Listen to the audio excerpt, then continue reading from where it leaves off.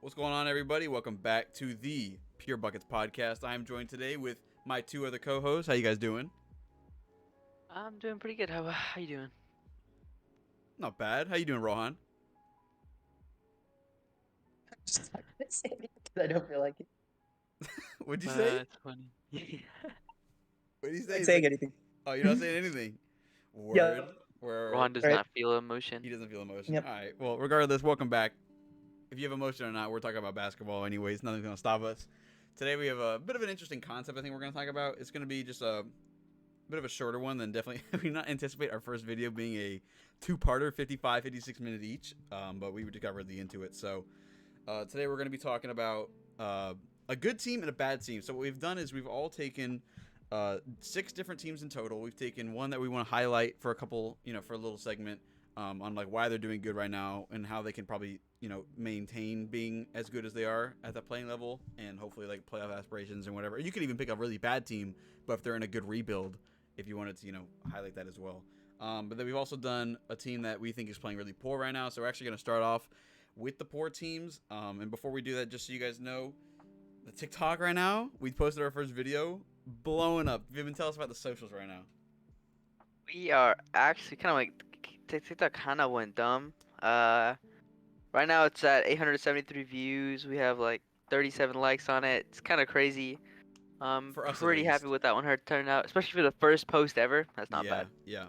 Um, so good things like that are going to happen if you guys continue to like the button. Let us. By the way, this is the number one thing. You can like, you can subscribe or whatever. If you guys are interested, please on Jod. This is our second recording, right? And we already. I don't know what's wrong with us. It's basketball, but we couldn't think of a topic for the longest time. So if you guys have anything you guys want us to talk about, please let us know down below in the comment section or like on Discord or even on like the TikTok comments or anything. We'll read it all. And yeah, without further ado, I guess we'll just get started. Who wants to start us off with their bad team pick of the season? I nominate Cole. No, I just did. Dang. I just did the whole intro. I'm not gonna keep going. Fine. Moment. I'll take up the first bad team. All right. So I need to open up with just some of the things that happened today, right? So I know some people live in New York. Right? A lot of people live in New York. A lot of people love the Knicks over there. Makes complete sense. Knicks are, I think they're the most valuable NBA team. Their arena is like the nicest, not the nicest. I think it's the most valuable. Yeah, yeah. But anyways, so today they played a game against the Portland Trailblazers. So it was Knicks versus Trailblazers, right? Mm-hmm. So during this game, let me pull up the actual exact score here. But I don't think I've ever seen such a large collapse in the fourth quarter, maybe even ever. Yeah. So So coming into the fourth quarter, with 11:19 left in the fourth, the Knicks were up 92 to 77 against Portland. The game ended 112 to 103 in favor of Portland. I don't even know how that happens. it's Well, mad. I have a few reasons for you why these kind of things are happening. Break it down, All right, Gump. so New York has an interesting roster, right? New York has a roster defined. Well, its primary piece is Julius Randle, and then you have the younger piece of RJ Barrett. And beyond that is more really role players, but definitely not bad players. We have Derrick Rose on the team, Mitchell Robinson, Kemba Walker, who is a former All Star, Evan Fournier on the bench, Cam Reddish, Nerlens Noel, Alec Burks, Emmanuel Quickly, Obi Toppin, the draft pick from I think a year, 2 years ago, Quentin Grimes, Todd Gibson, and the rest are irrelevant. So, what's going on with the Knicks? Last season, they were in the playoffs, and this season, they are the 11th seed. They are the 12th seed, not even. They're the 12th seed. They have a 25-32 record.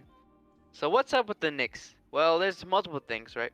I'd say one of the things is the coach has just not been playing as well. Oh, the coach obviously doesn't play, but the coach hasn't been running the proper lineups. I feel like, which is strange because usually coaches are generally consistent with how they play, especially with the Knicks, who didn't change personnel very much. Tom Thibodeau is a pretty, I think, established coach in the league, Yeah. and for some reason, just something's not working.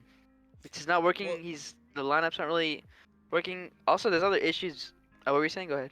I was just gonna say, your point on like how he's an established coach and like something's not working. I think the problem is that he's actually I think he's actually not like doing anything to change the game plan. I think he's been running a bad game plan or like his ideology the whole time. And the Knicks right now are just such a stagnant, stuck in the road team. That's why they're 27th in the league in points per game right now. Their offense is just atrocious. So I understand where you're coming from. Yeah, that's completely true. I think last season the Knicks had a respectable offense and a very respectable defense. So that was something that they could bank off, like their defense. They were a very good defensive team. This season, it's not like that at all. The Knicks are one of the worst, or I'm not sure about the exact spot. They're one of the worst few defensive teams in the league, and as you can see, they're known to blow fourth quarter leads like this, Mhm. which is completely down to their defense, right? You should generally be able to hold a lead like this with generally okay offense and okay defense, but you look at that blown lead, Mhm. obviously is a big issue. Here is another issue why besides the coach. Julius Randle. Now Julius Mm. Randle last season had an unbelievable season. All right, he went from a pretty good player that he's been like, pretty good in the league, pretty established, right? Drafted by LA, went to New Orleans, started balling out, averaged like 21, and he went to New York, and he absolutely balled out last season, which my bad, I just kind of blanked there. It's all Last good. season, he absolutely balled out. He averaged 24 points per game, 6 assists, and 10 rebounds. That is an absolutely fantastic stat line, and which was good enough to make him an all-star for the season, It's that contract which year was player great. mentality, bro. And he did. So this last season, I think a lot of people, like a lot of players, before their like contract ends, Mm-hmm. like in the last year, they want to get a huge bag, right? Everyone wants money, which is Mhm. completely fair. So they want to absolutely ball out. So Julius Randle ended up leading the league in minutes played, by Yep. averaging 37.6 minutes per game, Mm. it was league leading, which is an absolutely crazy amount to play, and it would seem to have worked for him. Now coming into this season, things have absolutely fallen on their face. Yeah. He's not playing completely awful, Yeah. No. but something is just not working. His efficiency is down across the board. Especially a big drop, like a massive drop, was his 3-point shooting. Yeah, down 10%. Exactly. Last season he came up out of nowhere and just started shooting 40% from three on 5.5 attempts, which is crazy. That's really good for a power forward center. Yeah. He's basically a power forward, and this season he's kind of fallen back to what he was before last season. Mm-hmm. Shooting about 30% from three, which is definitely not good. I mean, I guess it's acceptable for a power forward, but these days you'd like every single member of your team to be able to shoot. Yeah. So it just doesn't, like, his efficiency's falling flat in his face. I think his defense has also gotten a little worse. Not too much worse. Last season he had 107 defensive rating. Yeah. This season's about 109. But what has fallen is his offensive rating.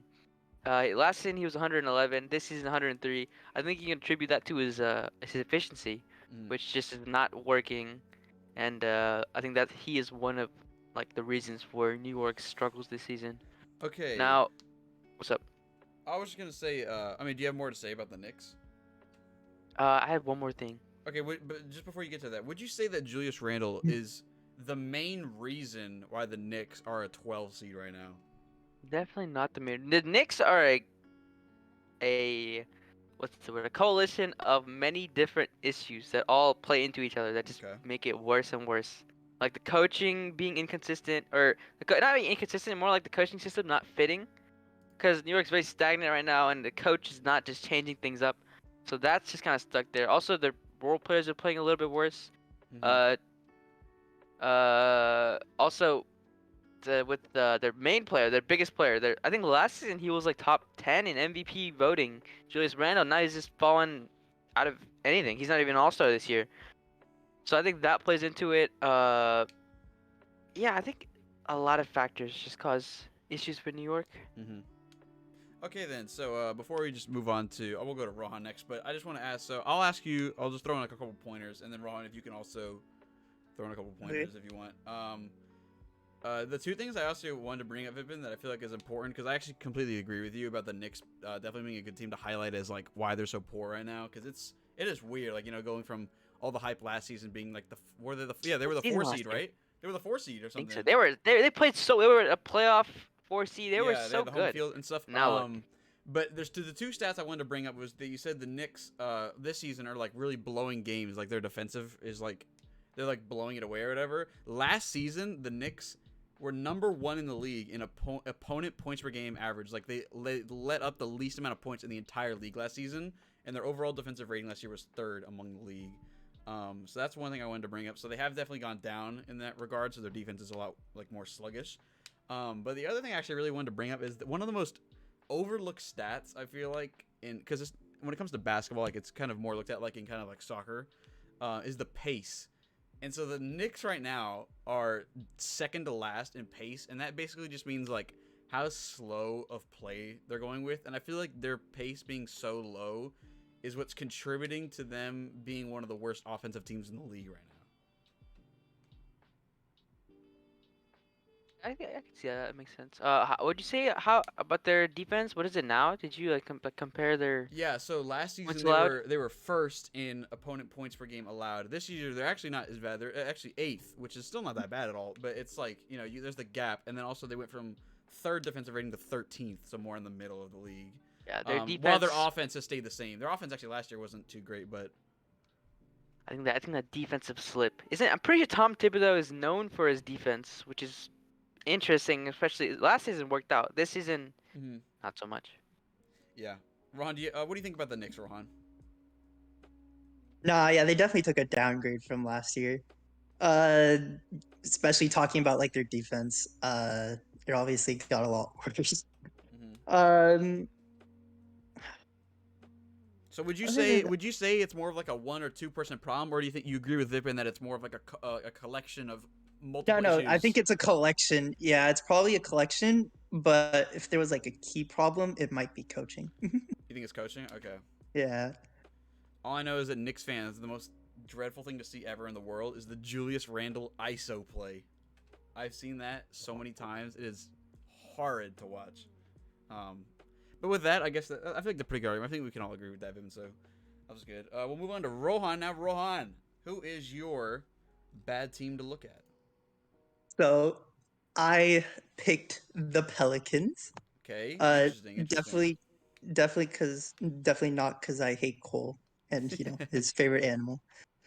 Anyways, unlike the Knicks, they've actually been consistent in last year, at least in terms of seeding.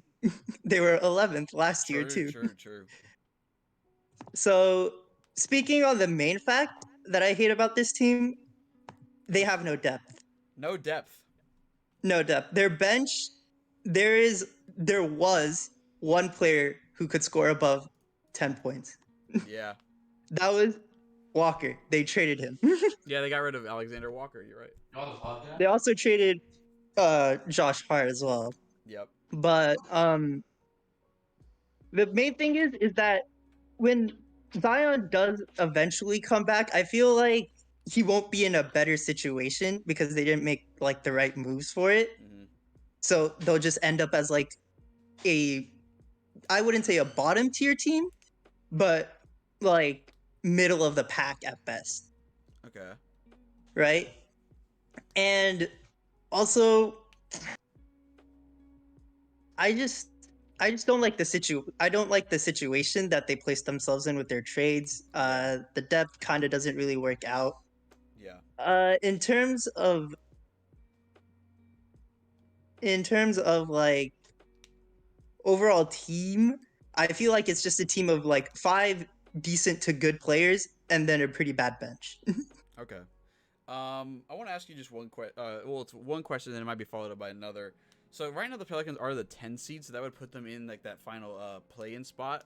So they're currently on pace to play the Timberwolves, which I actually feel like playing the Timberwolves is better than, like, believe it or not, playing the Lakers in the play-in for some reason. But if you do you think first question is, do you think that the Pelicans will actually stay a play-in team, or will they drop out? Because right now the teams that are below them is Portland, who's only a game back, but I don't really think Portland's a horrible situation. They're probably not going to get there. Coco, as we speak, they are losing to the Spurs by 14. Oh, okay. So then, yeah, that would put them. They would still be a half a game above the Spurs, actually. But it would Then like. that's close. Yeah, exactly. So the Spurs are a team I feel like, even though like we don't really think of them as like that play-in team or playoff team in general, I feel like they could actually sneak in maybe as like a 10. But then the other thing is that the team that could take the spot is Sacramento, because now they're that win now mentality with Sabonis. So do you think that New Orleans maintains a play-in spot? Probably not. You don't think so? Because Zion isn't coming back anytime soon, and right now I don't like the trade that they went through with, Mhm. so they probably downgraded. So I feel like they probably like lost a bit of momentum. What makes you not like the McCollum trade? Well, obviously the depth trade, obviously, they had a pretty bad bench. They just kind of made it worse. Mm. And then also, I mean, McCollum isn't a bad player, but you have to also keep in mind that he is getting to like I'm pretty sure he's 30 this year, right? Yeah, he's like 30, 31. Yeah. So you have to also understand that they traded also young talent. I'm pretty sure Josh Hart was like 26. Yeah. Walker's 23. Rohan, I have So a they question. traded what? Oh, wait, finish what you're saying. I'll ask after. Mm, and then yeah, they did trade younger players for an aging one, so Got that's it. also not a great look. Yeah, got it. But yeah, that's probably what I don't like about that trade the most. Rohan, what do you think about how the Pelicans are treating Zion's recovery? That situation. uh I didn't really do that much research into it I mean, this is like because I'm pretty sure I like was spoke. they've been like resting Zion, but like bringing him back maybe too early. I'm not sure because like I don't know. Zion has a lot of. They're not doing it now. They're doing it's I know. what they did before is what he's asking Rohan. Yeah. Now he's not playing at all. Yeah, Which he's is what trying they to. should He's do. trying to come. The thing is that Zion right now. Apparently, I've seen him. You guys see that thing where he's literally up in Oregon, and apparently he's like grinding every day, trying to get back on the court as fast as he can right now. And he's like hard working, so he's away from that Louisiana gumbo, you know. Yeah. No so- gumbo. Yeah, no, but people say he's like the insiders say he's like on the grind or whatever. The thing is though, I feel like he won't come back for the regular season regardless. If he comes back for the postseason, let's say the Pelicans do get a postseason spot, do you think they? I don't think they're going to be a top 6 team, but if they're a play-in team, do you think that if Zion comes back and plays, do you think that team can actually make it to the playoffs? Like when to play it. I doubt it only because of the depth. Okay, so Even if they do have Zion, I feel like their starting 5 is really good. Then I wouldn't doubt that. But their like rotation for key like role players, Yeah. they don't have that many. So your main thing, Rohan, with why you chose them as their bad team is because it kind of looks like they're going for like that big piece, big shooter guy in Nola, even though you don't think they're really anywhere near, obviously, even being come close to like contending or even maybe making a playoff spot. Yeah. So I don't quite understand it, but Okay. I don't know. Vivid, you got any questions for him or? No, I think yeah. It was just the only that one question I had was the Zion one. Yeah, and then just to highlight just real quick before we move on, I guess the Pelicans, like their overall numbers, they're also kind of like where the Knicks are offensively. They're like 26. That's why they had to bring in McCollum though, because they think they would boost the offense kind of thing. But I mean, who knows? We'll see. He's only played one game so far for them, so we'll see how it pans out. He does have a veteran presence, I guess. Yeah, and then obviously their defense is just kind of like in the middle or kind of like on the lower end of middle. Also, they're playing with that slower pace. And I think their strength of schedule is, I think it means 24th out of 30. Does that mean like really easy schedule? Or does that mean like one of the harder schedules? I would mean sure. wait. Their strength of schedule is negative 3.23, and they're 24th out of 30th. I don't know if that negative means it's I don't know. Actually, I don't know. Well, if it means that they have an easy strength of schedule, then I think they are really actually pretty poor. I'm not gonna lie. So, but yeah. I have no clue. Yeah. All right, we'll move on then to my team real quick. Honestly, our team, we could talk because all three of us can honestly talk about this team, and I feel like it's just a good team to highlight just because of what's going on right now. My team is going to be the Lakers. I mean, where do you even start with this team? I mean, you can put all the blame on certain brothers, but I'll just look at like the overall picture just for me. It's like right now you're the 9 seed. You're in a win now. You have no future currently. Like, let's be real. You have no future. All those reports, how when Bronny gets to the league, LeBron is just going to go to whatever team that Bronny's going to be on. And then obviously, I mean, that's what I said. I said, like, before we even started recording, I said, I looked at the Lakers roster. They have, what? They have 6 dudes on the roster that have less than 5 years of experience. Those are the young brothers, and they got Malik Monk as one of them. And so everybody else are these old heads. They have like 10 people on the roster that have played 9+ years. They're like all born in like the 80s. I mean, I just don't see. I don't see what the goal is for the Lakers other than win now, but they're not winning now. So I think that's what screws them completely. Like, that's like the main issue for me, is because if you're gonna have like this team with LeBron, Russ, Davis on paper, it's like, that's solid, bro. Like, they should be a top 4 seed right now, but they are just absolutely falling apart in every single aspect. I mean, their defense is horrific, by the way. 26th in points allowed. I don't know what it is too. Like, it's just offensively they have it to where it's like, they're 11th, which is not bad really.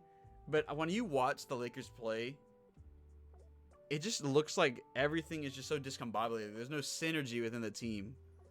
I feel like they're trying too much. They don't have any chemistry, even though they're all like these older veterans. They have like nothing to mesh, and it's just not really working out for them. They've had a bit of a long stretch too here, and they obviously were one of the only 5 teams that didn't make any trades at the deadline, which to me is just crazy. Which I guess also kind of makes sense for the other teams involved. Like, why would you want to trade for the Lakers if you're gonna get a rusty bucket and bolts? So I mean, I understand, but I don't really know what else to say about the Lakers other than obviously individually wise. I mean, LeBron's having I think people sleep on LeBron because he's having MVP numbers right now. Like, I don't understand how LeBron on like the MVP ladder is still like 9th or 10th. I think he's in the top 5 category, to be honest with you. It's just the lack of wins. Yeah, it's just the lack of wins. And then obviously we could talk about Westbrook as well. Honestly, I'll let you take Westbrook. Westbrook has I can't say anything unique of Westbrook that has not already been said 10,000 times. Yeah. But just to like summarize it for someone who's like out of the loop, Westbrook is a player. Westbrook is like the type of player that can only be a first option player just because of the way he plays. But at the moment, he is simply not good enough to be a first option. And right now, he's in the role of third option, right? But he still plays like he's a first option player. So he's like, all right, I get all the shots, I control the flow, I do this, I do that. This is my team, that kind of thing. He plays like that, but that's not what he's supposed to do. He's a third option, right? He puts up these horrible shots. He just does not play in good basketball. Have you seen those lowlights of Russell Westbrook? Bro is chucking these shots. He's literally getting booed by his own fans in the crypto arena. There's quite literally, I think, a 5-minute YouTube compilation right now of him shooting that left elbow jumper and bricking it off the top of the backboard. That exact one. It's so unbelievably bad. It doesn't even make sense, bro. So it's just ugly to see. Like, it's ugly. Man. It's ugly right now. I don't understand how the Lakers still have the 3rd highest attendance in the league. Because the Lakers. It's just the Lakers. I know, but at the same time, it's like, oh my god, they got all the stars out, and they watched friggin' Westbrook put up a nice 2 for 14 game. It's like, come on now, dude. All right. Well, I mean, Rohan, you guys want to say anything then on the Lakers? Because I'm basically done, bro. I feel like it's just. So you mentioned the trade thing, like how they didn't make any trades, which is nothing they could have done because no one wants Bum. No one wants their stuff. But did you see that one offer? What was it? The John Wall one? Was it the John Wall one? I think it was. I think it was John Wall. I don't remember the exact details. It was either the John Wall one or some other team, and they offered, and the Lakers said no. So I don't know what was going on. Houston offered. I think it was a John Wall for Russ swap, and the Lakers don't want to pick. I think. Yeah, I don't know. Whatever. You guys, so Ron, do you want to see anything on the Lakers, or are you just content? They're just a funny team. That's all I'm saying. They are primetime comedy in the NBA. Primetime comedy, bro. Yeah, primetime comedy. Live update. Rohan, I want to hear your opinion on this specifically. CJ McCollum tonight, 36 points, 11 rebounds, 5 assists. Wow. Dang. Or does that change anything how you feel? Well, it's Not one quite. game. It is one game. But I mean, hey, The thing is did they too, win? Did they win? Vivian? Nah, they lost. I'm not sure if they won, but I just saw the CJ McCollum stat line. Yeah, it's actually a crazy stat line. But you know what? Just to go back to that, I guess real quick. The thing with McCollum right now is that he's finally left Portland, right? He's been a number 2 option his whole career. And right now, I feel like it's fair to say, I feel like he's still playing that number 2 option right now behind BI. But the thing is, like, that's why I feel like he could be really comfortable right now. But I don't know how the whole, like, trade for McCollum and then when Zion comes back, then it's like oh my God, it's like the dynasty. I don't really know how Zion is going to affect, like, is CJ McCollum going to play well when Zion comes back? No clue. Well, we won't know. We won't know. I mean, yeah, whatever. All right, then we'll just move on to the good teams now of the section. We'll give it to Vipin to start it off. We'll just go back around. And so yeah, we all chose just teams. We did a little bit of research, just looking at what they do really well right now. It could be like good future building. So even if you wanted to do like the Thunder per se, but I don't actually think any of us did that. I think we just kind of did it like kind of not really even slept on teams, just teams that aren't really like getting the mega limelight, or teams that we really think are going to be like, chip contenders even for this season in such a, stacked league right now, I feel like. So Vipin, who is your good team to watch out for? So this one, if anyone's been looking at the standings, it's not like out of nowhere. Suns have been the best team in the league pretty much the entire season. If you look at the standings, they are 45-10. They're on a 4-game win streak. I mean, they're just like 45-10. Win-loss is an 81% winning percentage, which is pretty nuts, honestly. I remember at the beginning of the season, the Warriors kind of popped off, right? But then you have McFlurry. He kind of slumped. So Warriors are a little bit behind the Suns, where the Suns are clear ahead basically any other team in the league right now as the best team. But see, I know I chose them for my good team, which they definitely are my good team. I would put them top 3 in chip favorites right now for me. Yeah. Honestly, I still want to bring up a slight issue with the Suns though. That we shouldn't like forget to overlook just because of their wins. Mm-hmm. They're still very good, right? Actually, I'll mention that towards the end. But for now, I'll also mention why they're good. So the Suns are such a well-rounded roster, right? The Suns, obviously, they're spearheaded by Chris Paul, Devin Booker, DeAndre Ayton. I'm a big DeAndre Ayton guy. I know these other 2 guys are not for some reason. I don't get it. DeAndre Ayton is very good. What do you mean? Know. I just don't see it. Lewis doesn't see it. Cole is not a DeAndre Ayton, man. I gave him some credit right on my list. Don't worry. Anyway, so yeah, those 3 are like the big 3 in Phoenix, right? Yeah. Chris Paul and DeAndre Ayton just mesh so well together. I agree with that actually. Cause Chris Paul, like, obviously great passer. You can set up lobs for DeAndre Ayton. Ayton just grabs the lobs, throws them down, gets the boards. He's just playing incredibly well, in that position. Regarding Ayton, if you look into his ratings. This season, he has 103 defensive rating and 124 offensive rating. Yeah, that's crazy. You want just an idea of how well he's playing. He's averaging 16 points, 10 rebounds on like 29 minutes a game. So he's definitely playing very well. And especially at what he's doing, he's shooting 64% from the field. Just incredibly efficient and very versatile as like a defensive big. So that's obviously a great strong point for them. Devin Booker, we know what Devin Booker does. Fantastic scorer. He dropped 71 in a game a few years ago. We know Chris Paul, what he does. Great passer, great defensive point guard. He's a bit older now. Suns are paying a lot of money, but right now he's playing really well. He's a good shooter. Then if you go towards the role players, this is what I think really helps the Suns. The Suns have a very well-rounded team. Right? They're not just like, big 3 and then everyone else sucks. Like some other teams that are in California. Yeah, Anyways, the Suns are a very well-rounded team, right? If you go right out of the big 3, you have Mikal Bridges, who's their starting small forward, maybe power forward, depending on what they're running at the moment. Cam Johnson, JaVale McGee, Frank Kaminsky, Darius Saric, Jay Crowder, Torrey Craig, Cameron Payne. That's a very strong bench unit, right? The Suns have, I think, one of the best benches just in the entire league, and that allows them to be consistently good throughout a game, right? If you have, and especially with having three really good players on your team, like Chris Yeah. Paul, Devin Booker, DeAndre Ayton, you can always have someone good on the floor alongside your already good bench unit. So the Suns are a consistent threat at every single part of the game, regardless if Chris Paul is not in or if Devin Booker's not in. That's why the Suns right now are the winningest team in the league. Well, right now, which is in the regular season, I do have a little concern for their playoff situation. We saw a little bit of that concern last year because the Suns do lack. This I think is their only problem.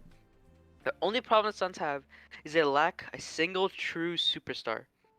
The Suns don't have a single superstar, which I think is just straight no debate. Right? Chris Paul is older. He's not that kind of player anymore. Devin Booker is not there yet. They don't have a single superstar player that can just take over the game at any moment. Like completely take it over. Like last year we saw in the playoffs, obviously we had Giannis just take over and dominate, but we don't know. Things might be different this year. Suns might be even better. They might have learned from that. We'll see. But right now I think they're the most well-rounded team. They're definitely, I think they're the best team in the league right now. I would say they're a top 3 favorite for winning the chip. Yeah, those are the reasons why I think the Suns are my favorite for a good team. I would say that this is the first disagreement of the pod. I don't know. It's just me. I don't know how you can't say Devin Booker can't control the game. Well, I never said he couldn't, but he can't do it to the same extent as like Giannis or like LeBron or KD could do it. Yeah, but you don't need You know what I mean? LeBron or KD. You sure though? Yeah. Well, yeah. when was the last team? When was the last time a team without a true superstar won a chip? What's a true superstar? Someone Yeah, like, what would like you a Kawhi, consider? like a Kawhi, KD, LeBron, Giannis, that tier of player, like Mhm. an MVP Well, caliber to be player. fair, did you think Giannis was a true superstar before he won that championship? Yes. Yes, Ron, he was a back-to-back No, MVP no, defensive player of the year. Ron, what are you saying? Rohan. Ron, what was Okay, that? okay. Ron, okay, Ron's man. smoking on the ganja. All right, all right. Ron averaged like 29. Oh, whatever. Yeah, Whatever. So that's the that's the thing. I funny hate from you. Rohan.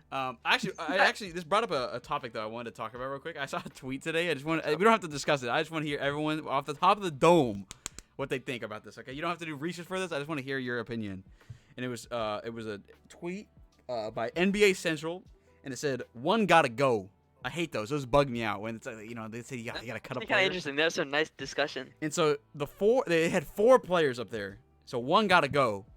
And the 4 players listed is Jason Tatum, DeMar DeRozan, Jimmy Butler, and Devin Booker.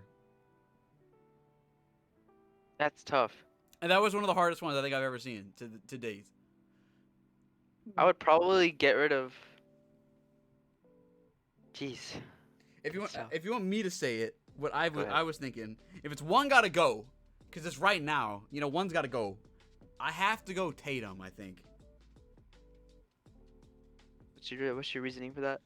I don't know. I just think, DeMar is obviously having the greatest season of his entire Fantastic season. career. Jimmy Butler is so slept on, and people just like to hate on Jimmy Butler because he's not the points per game brother that the other 3 are. But if you watch Jimmy Butler play, I mean, if you guys wouldn't know, obviously, because we just started this thing.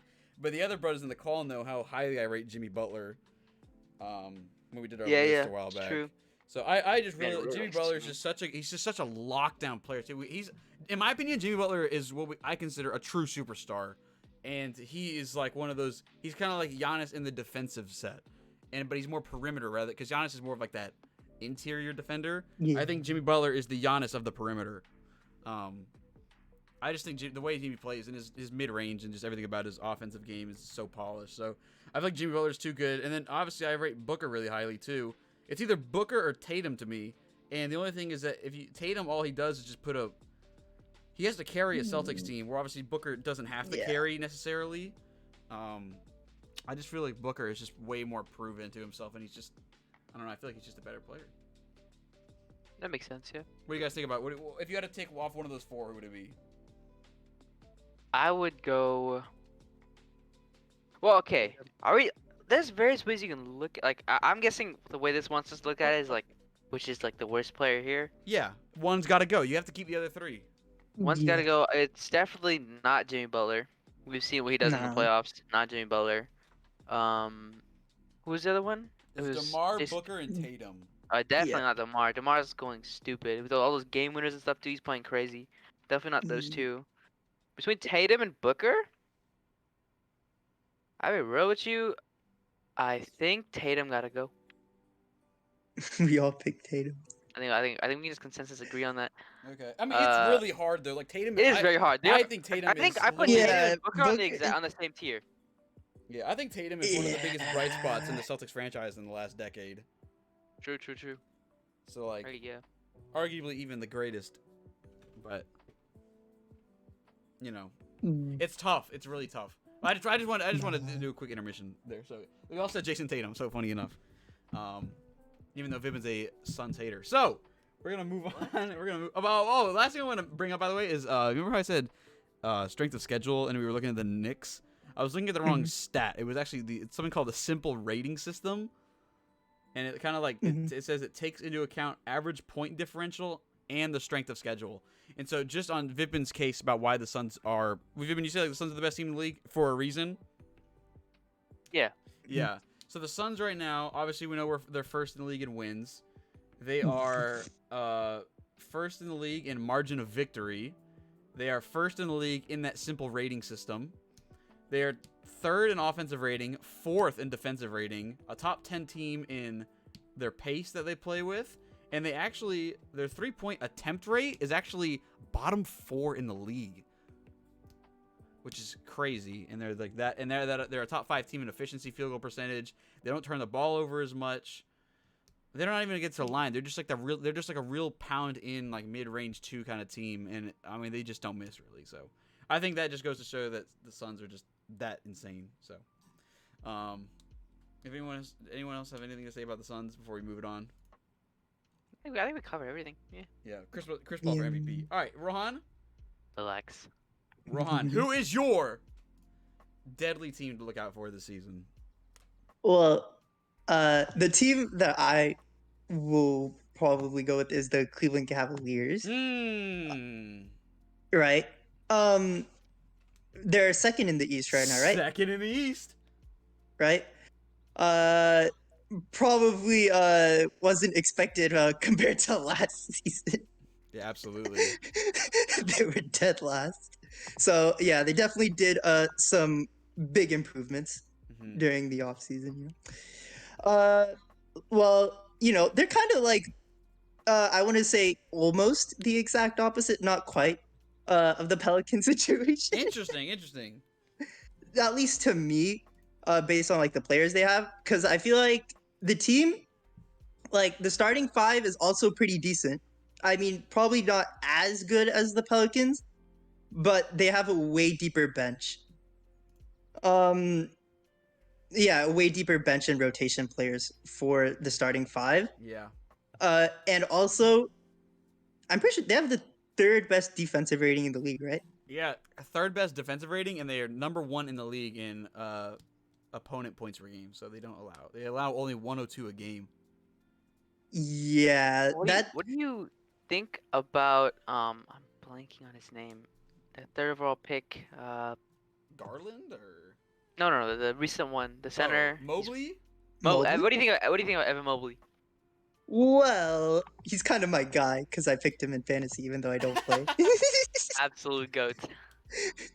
I don't know why I picked him in fantasy, but I don't know. I just felt like it would work out, and I guess it did. You think Mobley So- wins Rookie of the Year, Rohan? It's between him, Cade, and Scotty. Yeah. I don't know. Just off the top of that, you don't even have to like research it. Probably not. I feel like he has room to grow. I mean, they're all rookies. Yeah, no. But I feel like he has a bit more room to grow. You know. Fair, A yeah, bit Rohan more watches actually every potential. single Cleveland game. Yeah, man. All of them. You know. I also like how you could say there's not really like, I would say I mean, Garland is obviously like probably the best player on the team, right? Okay. Fair. I mean, he's an Right. all-star for a reason, brother. Yeah. But like you can also say that like all of the other players also hold their own. So like Oh, for Mobley, sure. Jarrett Allen, Karis LeVert that they just got. Yeah. Kevin Love also is there. Colin Sexton's injured, unfortunately. I'm pretty sure, Yeah. right? And that's actually the thing I wanted to bring up about the Cavs. This is a really interesting question I want to ask both of you. Do you think the Cavs would be as good of a team they are if Colin Sexton was healthy this season? Depends, man. Like, If you want to know my opinion, I actually don't think they would be as good. why not? I don't know. It's something about the way Colin Sexton... Because if Colin Sexton was healthy this season, first of all, they wouldn't have just gotten Karis LeVert. They wouldn't have traded for him.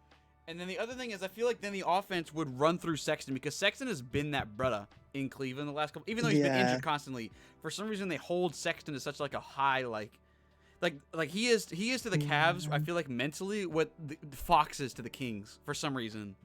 And so... When they just keep him around. Yeah, and he obviously is 23, but I don't think they would be as good as especially defensively team, but I don't think they would be as good of a team. He's the reason that Garland has thrived, because actually, believe it or not, Garland was, I think he had a lot of haters like 2 seasons ago or whatever. He wasn't really doing much in terms of just overall production. He's improved so heavily over the last couple of years. And now he's like a 20-point. The offense runs through him because he leads the team in points per game and assists. Yeah. That means he has the ball all the time, bro, and he's making plays. That would bring up an issue. I won't lie, because there would be 2 people who want the ball, basically, right? Yeah, but Garland he wasn't like a big ball guy. I don't think he was like the main ball dude in Cleveland until this season. If Sexton was still there, would Garland need the ball in his hand, kind of thing? I feel like Sexton might take away shots from Evan Mobley, like the other, like, just let's take away a little bit of shots from like every single other player. Also, that you know the thing that's like, if there's too much, the saying that's like, too many chefs in the kitchen makes a bad soup. Yeah. Yeah, this kind of reminded me, like, not on the same scale of like the Celtics a few years ago with like all that talent on the team. It just didn't work because there's too much talent. Yeah. Like, there's too many egos to fill, like all that. Yeah, go check out that vid, by the way. But like I said, they're like, they're the team to watch out for, because what if it does work? What if it actually manages to work like how it did in Boston, though? The team I'm rooting for so heavily is the Cavs, just so that it would prove Vipin wrong about how a team doesn't need a superstar. When was the last time a team without a superstar? No, I know, but I want the Cavs to win it, bro. They can. Anything can happen. And like, the Cavs are great. You just need that kind of caliber player to win. Who would have thought the Cavs would be the 2 seed right now in the Eastern Conference? I know, right? Come on, no one thought that. It's basically because of their defense. Their defense is nuts. I mean, they have 2 of the best defensive players right now. Like, Mobley is a crazy. That's what he's known for, is his defensive prowess. And then you got the throw down low block and everything that goes down there, bro. Dude, people say I mean, what's crazy? There's a certain amount of players that play so good in the East and the West that there's always going to be all-star snubs, which sucks because obviously there's not that many spots. And for me, Jarrett Allen was probably like the first, he's probably like the second snub I would put into the All-Star game. He's insane this year. Well, yeah, also most of the team is pretty young as well, so they have a bright future, man. Like, they have so much potential, so much room to grow. Yeah, and then they can guess out, that playoff, the experience this year as well. Playoff experience, if they definitely will make it. Yeah, I think they're just in a great spot. Yeah. Yep. So they're definitely a great team to watch out for me. So that's Rohan's team is going to be the Cleveland Cavaliers. Is a great team to highlight, I feel like. And then we'll go to, I guess, my last team then. I just wanted to talk about really quick. It has to be because of what they I think people were sleeping on them because they're not like a box office right now. They're kind of down below on the totem pole of like media attention. And you got Bretta's putting up crazy numbers, and they're getting no love from the media about they're getting no love from the media about MVP, a potential MVP candidate, arguably in my opinion easily top 3, and people are just sleeping on him and the team, and that has to be the reigning champion Milwaukee Bucks. I don't know, the Bucks are just they're just one of those. The point, because I actually wrote down a couple points I wanted to just bring up real quick. Guys. The number one thing for me with the Bucks is right now they're fourth in the East, but obviously that one game they could be first. You know what I'm saying? And when I look at this team, they've dealt with a lot of injuries this season. Like Brook Lopez has been out, I think, the entire season, and I don't know when he's gonna come back. They've had some time, obviously, with Middleton being out. They've had some time. George Hill is out, who's like a bench player for them, and then other players like that. And they obviously just brought in like DeMarcus Cousins. Obviously, DiVincenzo before they traded him was out for a long time. Obviously, Grayson Allen is a bit of a funny man. He's actually starting in a lot of the games. I didn't even know that, but so the thing I wanted to bring up though, most of the Bucks right now, is that the player on the team that's leading in the most minutes per game is at 32.8. Oh yeah. That's so low. That is so weird. The main dude on that's Drew Holiday, by the way. Yeah, it's not even. Drew Holiday is 32.8 minutes a game. Giannis 32.5, and then Chris Middleton is 31.9. They're big three. They're playing. They're like they're not doing load management, but they're doing it to where they don't have to. Their team is so complete in my eyes, and they know it too, that they don't have to play these brothers, 36, 37, 38 like Harden does, for example, or like any of those other players like Ja. They don't have to play them, and then they're still going to get these crazy results just because of how well the team is constructed. I also think I want to talk about coaches a lot probably in the future, but I feel like us as a collective, we don't really know too much about like individual coaches and like what they, we can't really like rank coaches. But I genuinely think Mike Budenholzer is he's definitely a top 5 coach in the league, if not top 3. He's just so good at what he does, and I feel like that was like the first thing I wanted to bring up. And obviously we talked about injuries. They also just brought in Serge Ibaka, which I know might not be like a crazy pickup, but I feel like they can make Serge into a more like normal Serge fit from like Toronto years. He could be more of like that backup role. He can really help out with like if Giannis needs a break, then they can bread him. If Bobby Portis needs to move maybe to the 5 or something like that because Brook Lopez has been out for the whole season, then they have so many more options now with a big man like Ibaka, who's been playing that center role now for 4 seasons, I think, in a row. So I think that was a big pickup. And the other 2 things I wanted to highlight was their points per game average this season is 6th in the league, and then their opponent points per game is kind of like in the middle of the league. They don't have to. I feel like those stats don't really stand out to you, but that's because they're not. Dude, if the Bucks if they were trying hard in the regular season right now, they would be I think they have like a similar record of the Phoenix Suns right now. Dead serious. If they were like doing that. And the crazy thing too, obviously, is that we just talked about Giannis playing only 32.5 minutes. Brother is averaging 29, 11, and 6, along with a steal and 1.5 blocks a game on what? Friggin' 60% from 2? Yeah. Come on now. Come on now. And then Giannis is not even, because everyone's just talking about Jokic and Embiid, and they're not giving Giannis the love. Giannis, because people talk about the PER. We love over here on the Pure Buckets podcast. We love the PER. We're not those people that hate. We don't hate on advanced stats here. We love the advanced stats. Maybe may have made a list on that. Yeah, and so we talk about Jokic obviously having the greatest statistical advanced stat season of all time, and then we forget freaking Giannis is a near 32 PER right now. Speaking of PERs, right? Jokic, the game just ended, 28, 15, and 6. Wow. Yeah. 63% from the field. That's an underachievement. Here's another one. Here's another one I got for you. Embiid tonight, 40 points, 14 rebounds, 10 assists, 3 steals, 50%. Embiid had 10 assists? Yep. 40, 14, and 10. That's unbelievable. Whatever, so that's my topic on the Bucks, and I actually want to move it to something else real quick before we wrap it up. Unless you guys want to say something about the Bucks real quick, go ahead. I covered the Bucks pretty solidly. You said everything I was thinking, so yeah. They're just such a good team. I think the Bucks are actually, when I look at all the teams in the East, I'm gonna be completely honest with you. I think they are such a repeat team. A repeat championship team. I really do. I really do. You could talk about, obviously, I mean, everyone is so close right now, especially in the East. You have all these like really good contenders, and obviously you're not even thinking about Brooklyn because Brooklyn's the 8th seed right now.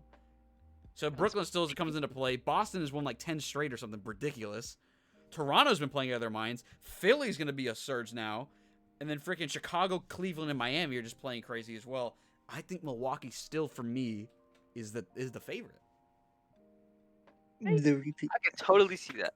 Cause like last season after the Bucks won, everyone's like, "Oh yeah, this won't happen again." Cause the Nets will be healthy, the Lakers will be healthy. Look at it now. Lakers are Well, garbage. The Nets are the 9th seed. Like who's gonna stand in their way? I don't see it. Just I don't. know. I don't. Who's the real threat? You know. Yeah. All right then. Bubble. We'll move it to the. I just want to say the last quick before we wrap it up. Since we were just talking about, we're talking about Jokic. We were talking about Embiid. We were talking about Giannis under the Bobo. Who do you guys have for your MVP this season? Joker. Yeah, I was gonna say Jokic. They got the Joker. He's playing unbelievably good, and I have no other answer for you. See, I've been a Jokic man myself, but I don't know what it is about the way Joel Embiid's been playing this season. True. He's going dumb. He is going. They're playing the same minutes, by the way. They're playing the exact same minutes a game. It's just the way that Embiid. To me, Jokic is like the perfect.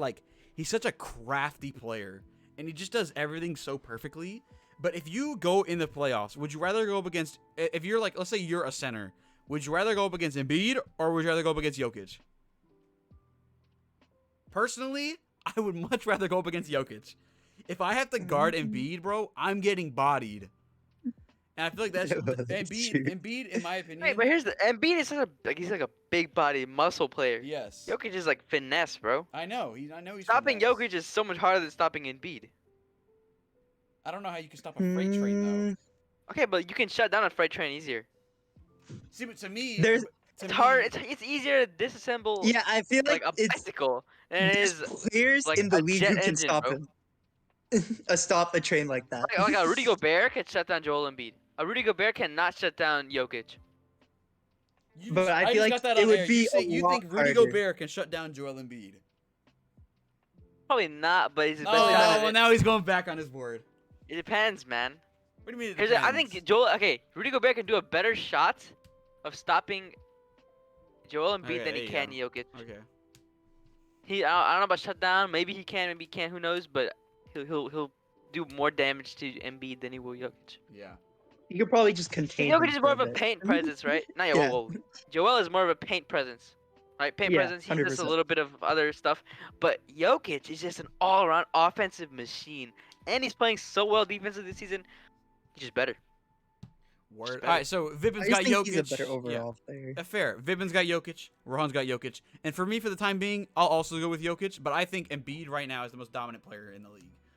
Dominant, yeah, that's probably dominant's a different category. But I have to agree with you. I for know, dominant. but I feel like if Yeah. Embiid wins the MVP this year, I'm not complaining. Whereas you guys might.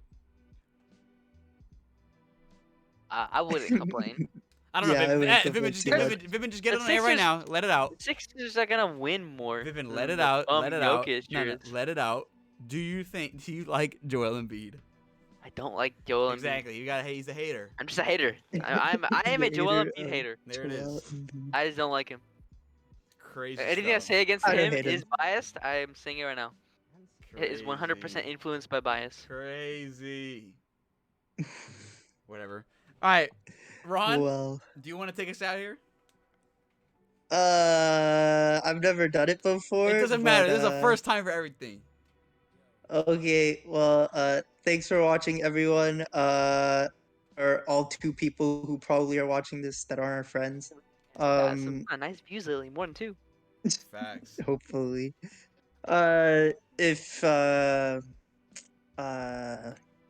Yeah, I don't know what to say. He's choking under pressure, man. Just like LeBron. I don't know how to outro. What? Okay. I'm trolling. Never showed. Okay. Thanks for watching. And Yeah. peace. And make sure you go check out the socials, by the way. We'll have everything linked. It's obviously in the description. We're out here trying to grow, so just keep it running up. If you enjoy it, like button, subscribe. You know the drill. Vipin, Mhm. what you gotta say? Please gas up our TikTok, bro. We need this post to explode. Boy Cole made a fire edit. So if y'all have not checked that out, that edit was please check ridiculous. that out. It was really funny. Yeah. But yeah, that's all I got for y'all. Appreciate Thank it. you guys so much for watching. And We will see see you you guys guys shortly. Yup. Peace.